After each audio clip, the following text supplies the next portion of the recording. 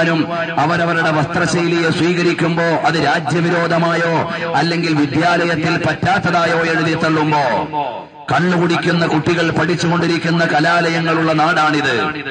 വേശ്യാലയത്തിന് സമാനമായി വൃത്തിഹീനതകൾ നടന്നുകൊണ്ടിരിക്കുന്ന കലാലയ പശ്ചാത്തലമുള്ള രാജ്യമാണിത്. കേരളത്തിൽ ഏറ്റവും കൂടുതൽ ഗർഭനിരോധന ഉറകൾ വിറ്റഴിക്കപ്പെടുന്നത് അല്ലെങ്കിൽ ഉൽപ്പന്നങ്ങൾ വിറ്റഴിക്കപ്പെടുന്നത് തിരുവനന്തപുരം ജില്ലയിലെ ഒരു ആർട്സ് കോളേജിലാണെന്ന് സർവേ വന്ന കേരളത്തിലാണ് നാം ജീവിച്ചുകൊണ്ടിരിക്കുന്നത്. കൗമാരകാല ഭ്രൂണഹത്യകൾ പെരുകിക്കൊണ്ടിരിക്കുന്ന ഹയർ സെക്കൻഡറി വിദ്യാഭ്യാസ പശ്ചാത്തലമുള്ള രാജ്യത്താണ് ഞാൻ സംസാരിച്ചു കൊണ്ടിരിക്കുന്നത്. പക്ഷേ നമ്മുടെ കുട്ടികൾ വൃത്തിഹീനതകളിലേക്ക് പോയാലും ബ്ലൂ ഫിലിമുകളിലേക്ക് പോയാലും ഒരുപാട് അനാശാസ്യ പ്രവണതയിലേക്ക് പോയാലും യാതൊരു തലവേദനയുമില്ലാത്ത ഇവിടുത്തെ എഴുത്തുകാരും അല്ലെങ്കിൽ കുത്തക മാധ്യമങ്ങളുമെല്ലാം ഒരു മുസ്ലിം പെൺകുട്ടി മക്കനെയും വിട്ടുകൊണ്ട് ആലപ്പുഴയിലെ വിദ്യാലയത്തിലേക്കോ തിരുവനന്തപുരത്തെ സ്കൂളിലേക്കോ പോയാൽ അത് രാജ്യവിരോധമായോ ആഗോള ഭീകരതയുടെ ഭാഗമായോ അവതരിപ്പിക്കപ്പെടുന്നതിന്റെ മനഃശാസ്ത്രവും സാമൂഹ്യശാസ്ത്രവുമാണ് നാം പഠിക്കേണ്ടത്. ഇത് പറയുമ്പോ ഞാൻ ഒരു മുസ്ലിമായതുകൊണ്ട് മുസ്ലിങ്ങളുടെ വേഷത്തിന് വേണ്ടി അവകാശപ്പെടുന്നു എന്ന് നിങ്ങൾ ഒരുപക്ഷെ ചിന്തിച്ചേക്കാം. ഒരു ഭാഗത്ത് ആ യാഥാർത്ഥ്യത്തെ ഞാൻ മറക്കുന്നില്ല. പക്ഷേ 1789 രൂപപ്പെട്ട ഫ്രാൻസ് എന്ന് പറയുന്ന രാജ്യം 1/2 കോടിയോളം മുസ്ലിങ്ങൾ ജീവിച്ചുകൊണ്ടിരിക്കുന്ന ഒരു രാജ്യമാണ്. അവിടെ 1900 ആളുകൾ നിഷ്കർഷിതമായും അതുപോലെ തന്നെ ആയിരങ്ങൾ മാത്രം ചുരുങ്ങുന്ന സഹോദരിമാരാണ് അവിടെ മക്കന ധരിച്ചുകൊണ്ട് ജീവിക്കുന്നത്. ഏകദേശം 1/2 കോടിയോളം മുസ്ലിങ്ങൾ വസിക്കുന്ന ഫ്രാൻസ് എന്ന് പറയുന്ന രാജ്യത്തിലെ ആയിരക്കണക്കിന് പെൺകുട്ടികൾ മാത്രം മക്കന ധരിക്കുമ്പോ അതിനെതിരെ ശക്തമായി തീരുമാനമെടുക്കാനാണ് ഗവൺമെന്റ് പാർലമെന്റ് കൂടുന്നത് എന്ന് വരുമ്പോ ഈ മക്കന പ്രശ്നത്തെ എത്ര ഗൗരവതരമായിട്ടാണ് ഓരോ രാജ്യങ്ങളും വിലയിരുത്തുന്നത് എന്ന് നാം പഠിക്കേണ്ടതുണ്ട്. ആംനസ്റ്റി ഇന്റർനാഷണലും ഹ്യൂമൻ റൈറ്റ്സ് വാച്ചും ഈ വിഷയത്തെ എങ്ങനെയാണ് വിലയിരുത്തിയത് എന്ന് നാം പഠിക്കേണ്ടതുണ്ട്. കാരണം ഇസ്ലാം എന്ന് പറയുന്ന ആഗോളതലത്തിൽ ഏറ്റവും ശ്രദ്ധേയമായ ഒരു മതം, ആ മതം പുലർത്തിപ്പോരുന്ന ഒരു ആചാരത്തെയും അനുഷ്ഠാനത്തെയും സംസ്കാരത്തെയും കേവലമായൊരു കാടത്തമായി അവതരിപ്പിക്കുകയാണോ വേണ്ടത്, അല്ല വസ്തുതാപരമായി വിലയിരുത്തുകയാണോ എന്ന് വ്യക്തമായി പഠിക്കേണ്ട സാഹചര്യത്തിലാണ് ഞാനൊരു കാര്യം ഓർമ്മപ്പെടുത്തുന്നത്.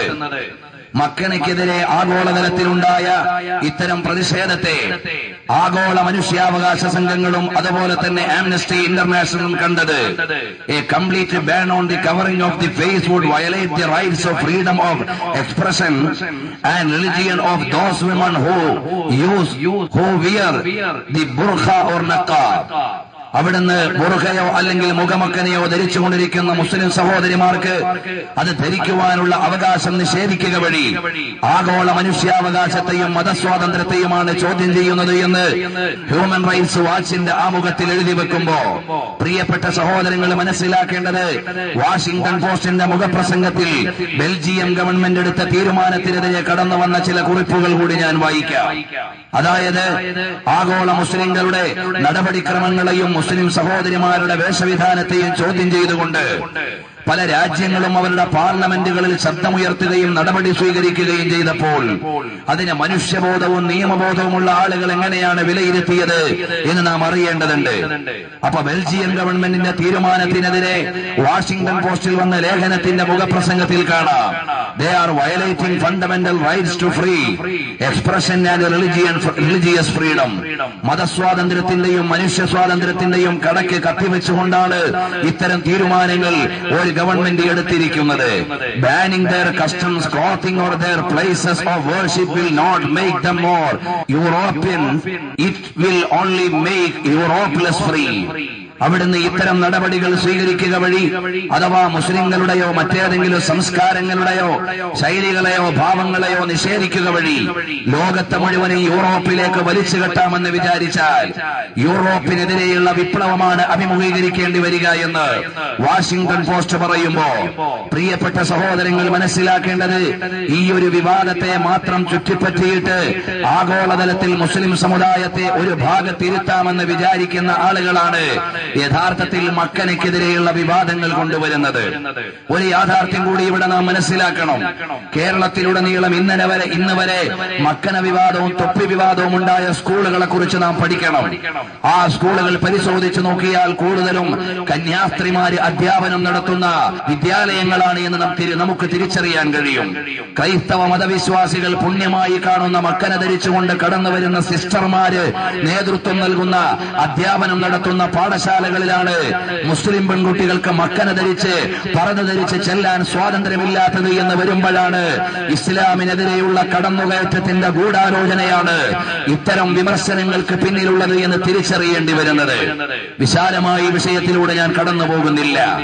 കാരണം ഇന്ന് യൂറോപ്പ് അനുഭവിച്ചുകൊണ്ടിരിക്കുന്ന ഏറ്റവും വലിയ പ്രശ്നം ഭീകരവാദമോ തീവ്രവാദമോ ഉഗ്രവാദമോ അല്ല, മറിച്ച് പരിശുദ്ധമായ ഇസ്ലാമിന്റെ അസൂയാവഹമായ മുന്നേറ്റമാണ് യഥാർത്ഥത്തിൽ ആഗോളതലത്തിൽ പാശ്ചാത്യ രാജ്യങ്ങളെയും പടിഞ്ഞാറൻ ശക്തികളെയും ഉറക്കം കെടുത്തിക്കൊണ്ടിരിക്കുന്നത്. അതിന്റെ ഒരു തുടർച്ചയാണ് നബി സല്ലല്ലാഹു അലൈഹി വആലിഹി വഅസ്ഹാബിഹി വസല്ലമ തങ്ങളെയും അവിടുത്തെ മഹനീയമായ ദർശനങ്ങളെയും എല്ലാം അവമതിക്കുവാനുള്ള പശ്ചാത്തലത്തിലേക്ക് എത്തിച്ചേർന്നത് എന്ന് നമുക്ക് മനസ്സിലാക്കാൻ കഴിയും. കാരണം UK-ൽ 1990-ൽ 12% മുസ്ലിങ്ങൾ മാത്രമായിരുന്നു ഉണ്ടായിരുന്നത്. എന്നാൽ 2000 ആയപ്പോഴേക്ക് 20% മുസ്ലിങ്ങളായി മാറി. ആ വിഷയങ്ങളെ മുഴുവനും വിലയിരുത്തിയ UK ഫ്രീ തിങ്കർ എന്ന് പറയുന്ന മാഗസിന്റെ എഡിറ്ററായ ഡേവിഡ് ട്രൈബ് അദ്ദേഹം എഴുതി വെച്ചു, 2010 ആകുമ്പോഴേക്ക് അല്ലെങ്കിൽ 21-ാം നൂറ്റാണ്ടിന്റെ പരിസമാപ്തിയാകുമ്പോഴേക്ക് ഇസ്ലാമിന്റെ യുഗപ്പിറവിയാണ് കടന്നു വരാൻ പോകുന്നത്. കാരണം പടിഞ്ഞാറൻ രാജ്യങ്ങളിൽ മുഴുവനും അസൂയാവഹമായി ഇസ്ലാമിക ചിഹ്നങ്ങളും ഇസ്ലാമിക വിശ്വാസികളും അധികരിച്ചുകൊണ്ടിരിക്കുകയാണ്.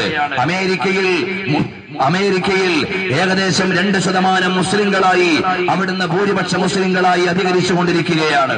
ഇതുപോലെ ഓരോ രാജ്യത്തും ഇസ്ലാമികമായ ചിന്തകളുടെയും ആലോചനകളുടെയും തലങ്ങൾ ഉയർന്നു വരികയും സെപ്റ്റംബർ 11 ശേഷം ഈ ലോകത്തെ മുഴുവനും മുസ്ലിം ഭീകരതയുടെ നടുവിൽ ഭയപ്പെടുത്തി നിർത്താമെന്നും മുസ്ലിം വേഷധാരികളെ മുഴുവനും തീവ്രവാദത്തിന്റെയും ഉഗ്രവാദത്തിന്റെയും കടൽക്കടയിലേക്ക് വലിച്ചെറിഞ്ഞിട്ട് നരവേട്ട നടത്താമെന്നും വിചാരിച്ചിരുന്ന ആളുകൾ, എന്നാൽ അവർക്ക് തെറ്റിപ്പോയി. സെപ്റ്റംബർ 11 ശേഷമാണ് യൂറോപ്പിൽ ഇസ്ലാമിനെ കുറിച്ച് ഏറ്റവും കൂടുതൽ പഠനം നടന്നത്. പരിശുദ്ധമായ ഖുർആനിന്റെ കോപ്പികൾ ഒട്ടധികം വിറ്റഴിക്കപ്പെട്ടത്. അതിലൂടെയാണ് ഒരുപാട് ആളുകൾ ഇസ്ലാമിനെ സ്വീകരിച്ചത്. നിരവധി ചർച്ചുകൾ അനാഥാലയമായി മാറുകയോ തത്തുല്യമായി പള്ളികൾ ഉയർന്നു വരികയോ ചെയ്തത്. ഇങ്ങനെ വിലയിരുത്തുമ്പോ ഇസ്ലാമോഫോബിയയുടെ പേരിൽ പരിശുദ്ധമായ ഇസ്ലാമിക ദർശനത്തിന്റെ മുമ്പിൽ വിരണ്ടു നിൽക്കുന്ന പടിഞ്ഞാറൻ ശക്തികളുടെ ദുഷ്ചെയ്തികളാണ് ആഗോളതലത്തിൽ ഇസ്ലാമിനെതിരെ പടവാളായി ഉയർന്നു വന്നുകൊണ്ടിരിക്കുന്നത്. അതിന്റെ അവസാനത്തെ ഉദാഹരണമാണ് പ്രവാചകൻ സല്ലല്ലാഹു അലൈഹി വസല്ലമ തങ്ങളെ മുസ്ലിം ലോകം അവരുടെ ഹൃദയത്തിലേക്ക് ഏറ്റെടുത്തിരിക്കുന്നു എന്നും പ്രവാചകൻ സല്ലല്ലാഹു അലൈഹി വസല്ലമ തങ്ങളെ അവഹേളിക്കുകയും ആക്ഷേപിക്കുകയും ചെയ്താൽ ലോക മുസ്ലിങ്ങളെ മുഴുവനും ഇല്ലായ്മ ചെയ്യാൻ കഴിയുമെന്നും ചിന്തിച്ചതിന്റെ ഭാഗമായിട്ടാണ് അങ്ങ് ഡെൻമാർക്ക് മുതൽ തുടങ്ങി ഇങ്ങ് ശാസ്താംകോട്ട വരെയും ഒരുപാട് ആരോപണത്തിന്റെയും അപകടകരമായ ചിത്രീകരണത്തിന്റെയും പശ്ചാത്തലങ്ങൾ ഇസ്ലാമിന്റെ പ്രവാചകനെതിരെ രൂപം കൊണ്ടത് എന്ന് നാം മനസ്സിലാക്കേണ്ടിയിരിക്കുന്നു. കാരണം എന്താണെന്നറിയുമോ? പ്രവാചകൻ സല്ലല്ലാഹു അലൈഹി വസല്ലമ തങ്ങളെ കുറിച്ച് പറയുമ്പോ അവിടുന്ന് കേവലമായ ഒരു പ്രാദേശികത്വത്തിന്റെയോ വർണ്ണവൈജാത്യത്തിന്റെയോ വർഗവ്യതിയാനത്തിന്റെയോ നിറവ്യത്യാസത്തിന്റെയോ ജിയോഗ്രഫിക്കൽ അല്ലെങ്കിൽ സോഷ്യൽ ഡിസ്ക്രിമിനേഷന്റെയോ പശ്ചാത്തലത്തിലല്ല നബി സല്ലല്ലാഹു അലൈഹി വസല്ലമ തങ്ങൾ വായിക്കപ്പെടുന്നത്. Mercy of the humanity or mercy of the world എന്ന് യൂണിവേഴ്സ് എന്ന് വിളിച്ചു പറയപ്പെടുന്ന നബി സല്ലല്ലാഹു അലൈഹി വസല്ലമ തങ്ങളെ മാനവികതയുടെയും ലോകത്തിന്റെയും കാരുണ്യത്തിന്റെ മഹനീയ ഉദാഹരണമായി അവതരിപ്പിക്കപ്പെടുമ്പോ വേദപുസ്തകത്തിന്റെയും സമാധാന സന്ദേശത്തിന്റെയും കോടിക്കണക്കിന് കോപ്പികൾ കേരളത്തിന്റെ കുഗ്രാമങ്ങളിലടക്കം വിറ്റഴിച്ചിട്ടും വിശുദ്ധ വിശ്വാസികളായി ഒരുപാട് ആളുകളെ കിട്ടിയിട്ടില്ല എന്ന ദുഃഖത്തിൽ നിന്നാണ് പ്രവാചകൻ സല്ലല്ലാഹു അലൈഹി വആലിഹി വഅസ്ഹാബിഹി വസല്ലമ തങ്ങൾക്കെതിരെ അല്ലെങ്കിൽ പരിശുദ്ധരായ ഇസ്ലാമിന്റെ പ്രവാചകനെതിരെ ഇത്തരം ആരോപണങ്ങളുമായി കടന്നു വരുന്നത്. ഞാനെന്ന് ചോദിക്കും,